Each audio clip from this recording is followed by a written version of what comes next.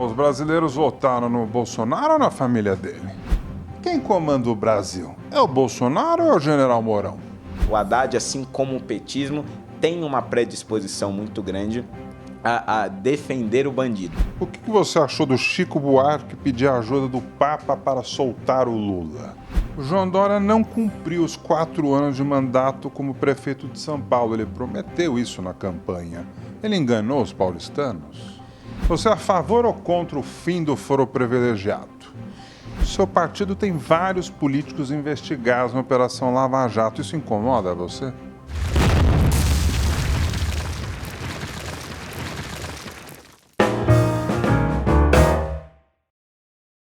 Em quem que você votou para presidente na última eleição? Bom, na última eleição, no primeiro turno, eu tinha dúvidas entre votar entre Álvaro Dias e João Amoedo, mas no final, como a disputa já estava ali se acirrando, eu votei em Jair Bolsonaro, portanto, nos 2 turnos. Você continua apoiando o Jair Bolsonaro? É complicado porque eu não apoio integralmente, já não apoiava antes, não é agora que eu vou apoiar integralmente tudo que o Jair Bolsonaro faz. Mas eu acho que do ponto de vista das reformas, como por exemplo a reforma da Previdência, a reforma no desarmamento que ele veio fazendo, etc., neste ponto de vista, acho que os projetos apresentados eu apoio majoritariamente. Agora, algumas ações nesse início de governo é complicado se apoiar. Então eu tenho críticas quanto ao modo de governo, mas os projetos acho que a maioria eu apoio. Como é que você avalia os primeiros meses do governo dele? Bom, eu acho que houve uma incompetência muito grande do ponto de vista da comunicação interna, né? O presidente ter anunciado que a reforma da Previdência ia ter uma idade X e Y e depois ter que ser desmentido pelo secretário da Previdência e ser o ministro da Economia, foi um negócio complicado. Ele também chegou a dizer que aumentaria o IOF, diminuiria o imposto de renda, depois também foi desmentido pela área econômica. Então, acho que falta ainda alguns ajustes do ponto de vista da comunicação interna. E o abuso da interferência dos seus filhos no governo, principalmente do Carluxo, acho realmente exacerbado, acho demais. Acho que isso precisa ser ajustado nesse início de governo, porque, afinal de contas, o presidente da República é Jair Messias Bolsonaro. É isso que eu te perguntar. Os brasileiros votaram no Bolsonaro ou na família dele? Pois é, acho que votaram no presidente da República, mas de alguma forma isso tem se transformado numa monarquia familiar. Acho que tem errado nesse sentido. Acho que depois do caso Bebiano isso diminuiu significativamente e agora acredito que Bolsonaro vai tomar as rédeas do governo. Quem comanda o Brasil? É o Bolsonaro ou é o general Mourão? Olha, eu acho que o general Mourão, olhando agora nesse início de governo, tem se demonstrado um vice de qualidade. Contudo, um vice que fala mais do que o presidente da República. Então, acho que, nesse sentido, o Mourão ele tem falado muito. Agora, é evidente que há uma disputa dentro do governo, principalmente entre a ala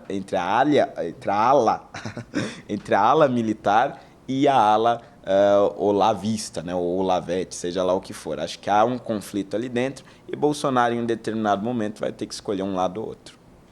E o pacote anticrime do ministro Sérgio Moro, você gostou? Vai ser bom para o Brasil? Olha, eu acho que vai ser muito bom. Acho que é um projeto, tanto do ponto de vista do combate às organizações criminosas, quanto do ponto de vista do combate à corrupção na área pública. Acho que é um projeto realmente muito bom. De certa forma, é uma retomada das 10 medidas contra a corrupção. A diferença é que agora nós viemos de um amadurecimento nesse debate. Antes, as 10 medidas vinham com algumas medidas ali um pouco tanto quanto duvidosas, que davam até superpoderes ao Ministério Público, mas acho que o pacote anticrime do ministro Sérgio Moro é um pacote muito bem-vindo e só acho que ele só vai conseguir passar após o debate da reforma da Previdência. Eu duvido muito que ambos os projetos tramitem juntos. O presidente Jair Bolsonaro assinou um decreto facilitando a aquisição e registro de posse de armas. Isso é bom ou é ruim? Eu acho que é muito bom. Eu tenho minhas ressalvas quanto à facilidade no porte de arma, né? Que é você andar com a arma na rua, etc. O Brasil ele é muito diferente de região para região, tem as suas peculiaridades, e acho que, no ponto de vista do porte, é bem complicado a gente se comparar aos americanos e outros países que já têm essa cultura há muito tempo. Hoje o que pode é ter arma em casa, né?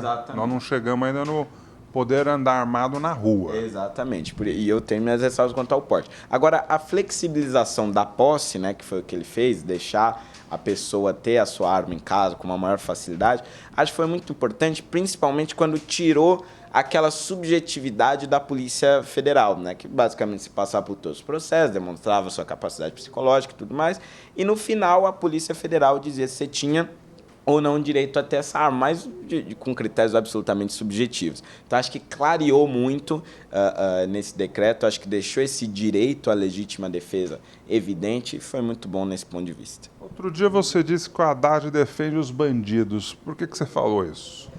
Porque o Haddad ele se colocou contra o pacote anticrime do Sérgio Moro, e todos os motivos eram o bem-estar do bandido, ou seja, justamente aquele que o pacote anticrime procura combater. Agora a população carcerária vai aumentar, sob quais condições essas pessoas vão estar dentro das cadeias, enfim, questionamentos desse ponto de vista. Então, acho que o Haddad, assim como o petismo, tem uma predisposição muito grande a defender o bandido, a estar ali sempre para defender os direitos do bandido e quase nunca os direitos das suas vítimas.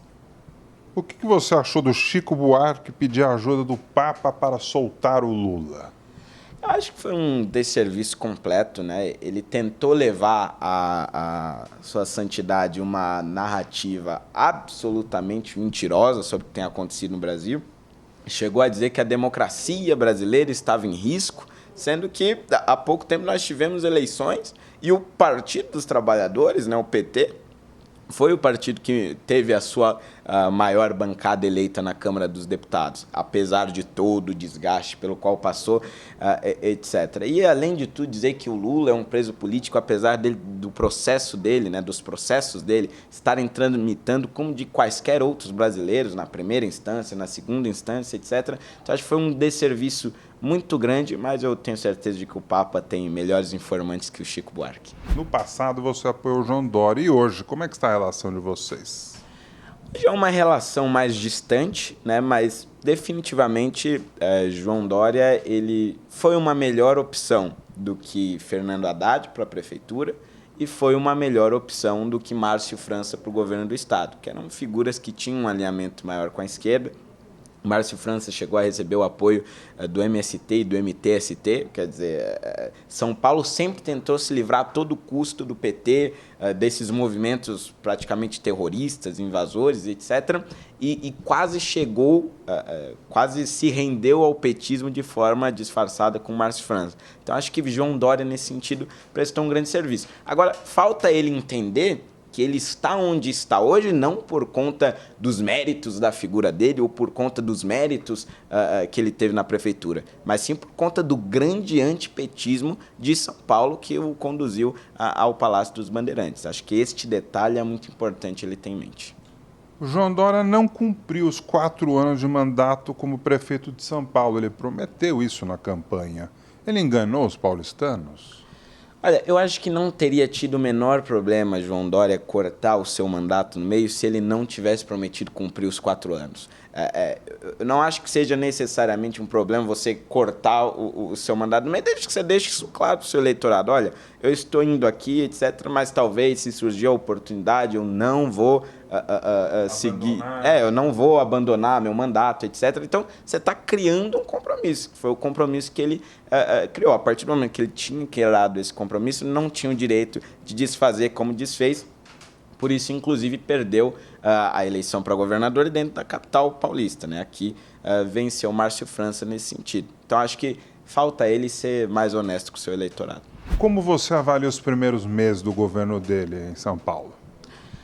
Olha, eu acho que foi terrível os secretários que ele nomeou, né? Nomeando ali Gilberto Kassab, importando praticamente os ministros de Temer para o seu secretariado, à exceção ali de Henrique Meirelles, que realmente tem uma qualificação significativa, mas Por que você acha que ele fez isso?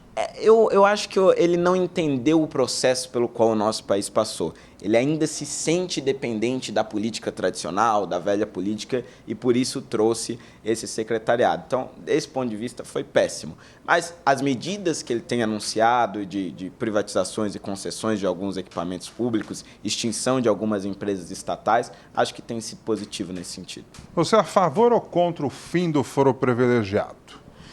Eu sou a favor do fim do foro privilegiado, acho que é uma jabuticaba aí que o Brasil criou juridicamente e que é simplesmente desnecessária e imoral, né, do ponto de vista político. Acho que os políticos eles precisam ser julgados e tratados como cidadãos comuns nesse processo. Você acha que a crise da Venezuela ameaça o governo do Bolsonaro? Olha, eu não sei se ameaça o governo Bolsonaro, mas ameaça o Brasil do seu ponto de vista diplomático. Acho que o Brasil está tomando, até por conta dos conselhos da área militar do governo e até do alto comando do Exército, tem tomado posições muito cautelosas nesse sentido, principalmente na entrega da ajuda humanitária, só levou até a fronteira, etc. Se comparado com a Colômbia, com o Chile, por exemplo, nós não estamos enfrentando a ditadura de Nicolás Maduro como poderíamos estar enfrentando. Estamos, sim, do ponto de vista diplomático, político, mas acho que nós poderíamos nos aliar mais com Washington do ponto de vista físico mesmo, até mesmo permitindo a vinda de soldados americanos. Fernando Holliday, você é do DEM. Seu partido tem vários políticos investigados na Operação Lava Jato. Isso incomoda você? Olha, evidentemente que incomoda, né? Mas eu escolhi o DEM justamente porque foi o partido que mais me deu liberdade para fazer as críticas e ter os posicionamentos que eu bem entendesse. Inclusive o de criticar pessoas do próprio partido, dirigentes do próprio partido. Então, acho que esta liberdade me permite, de certa forma, dissociar daqueles que já tenham tido qualquer comprovação em escândalo de corrupção. Você está gostando da minha conversa com o vereador Fernando Holliday? Não acabou! No relacionamento homossexual, aí eu vou misturar com o catolicismo, pode ter sexo na sua visão? Você é um homossexual praticante? Passei pela igreja adventista, passei pelas testemunhas de Jeová. Você já foi na parada gay? As relações elas são todas muito superficiais e sempre todas baseadas no sexo. Você tem medo de morrer? Quase entrei em depressão após ter ganhado as eleições. Quem que ama e quem odeia o Fernando Holliday?